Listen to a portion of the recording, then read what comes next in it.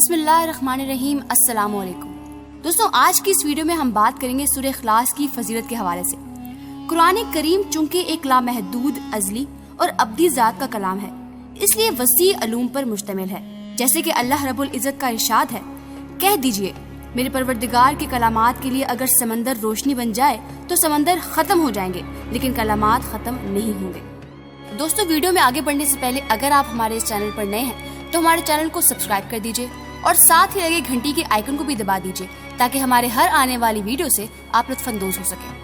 آپ صلی اللہ علیہ وسلم کی حدیث پاک ہے کہ جو کوئی ایک بار سورہ اخلاص پڑھتا ہے اسے 1/3 قرآن کی تلاوت کا اجر ملتا ہے۔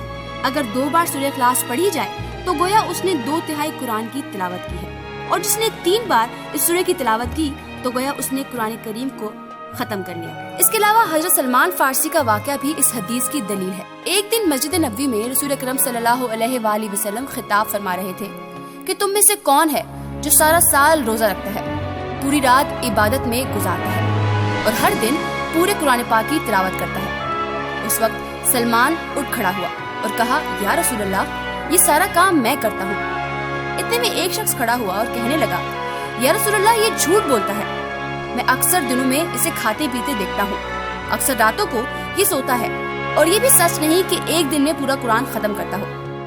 آپ صلی اللہ علیہ وآلہ وسلم نے حضرت سلمان سے دریافت کیا کہ یہ سب کچھ تم کس طرح سے سر انجام دیتے ہو؟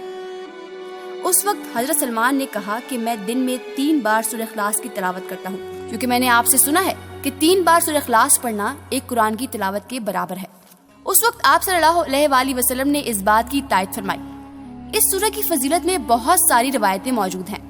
ایک روایت میں آیا ہے کہ جو کوئی نمازوں میں سورہ اخلاص کی تلاوت نہ کرے تو اسے کہا جائے گا، اے شخص، تو نماز گزاروں میں سے نہیں ہے۔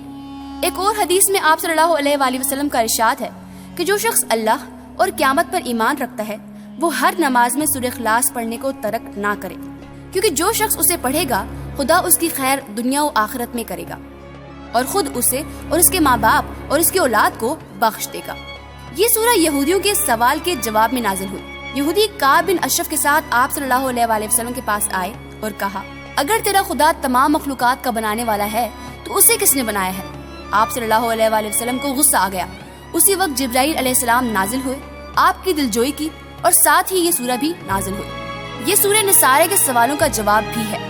نجران سے کچھ عیسائی رسول اکرم صلی اللہ علیہ وآلہ وسلم کے پاس آئے اور کہا، آپ اپنے پروردگار کی توصیف کریں، وہ کس قسم کا ہے؟ کیا وہ یاقوت سے ہے یا سونا اور چاندی سے؟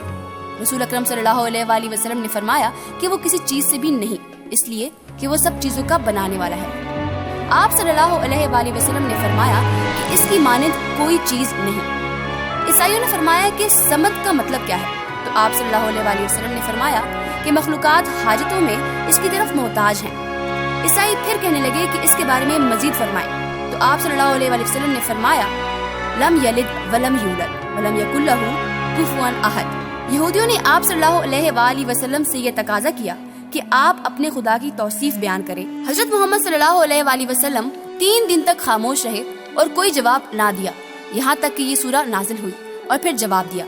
بعض روایات میں آیا ہے کہ یہ سوال کرنے والا عبداللہ بن سریہ تھا، جو یہودیوں کے مشہور سرداروں میں سے ایک تھا، اور دوسری روایت میں آیا ہے کہ یہ سوال عبداللہ بن سلام نے کیا تھا، اور اس کے بعد وہ ایمان لے آئے تھے لیکن اپنے ایمان کو چھپائے ہوئے تھے۔ بعض روایت میں یہ بھی آیا ہے کہ یہ سوال مشرکین مکہ نے کیا تھا۔ جو بھی، ان تمام روایت کے بیچ میں کوئی تضاد نہیں، کیونکہ ممکن ہے کہ یہ سوال سب کی طرف سے ہوا ہو۔ سورہ اخلاص مکی صورتوں میں سے ہے، اور بعض کا کہنا ہے کہ یہ سورہ مدنی ہے۔ اس سورہ کو توحید اس لیے کہا گیا کہ اس میں توحید کے سوا کچھ نہیں۔ بعض نے توحید کو اخلاص سے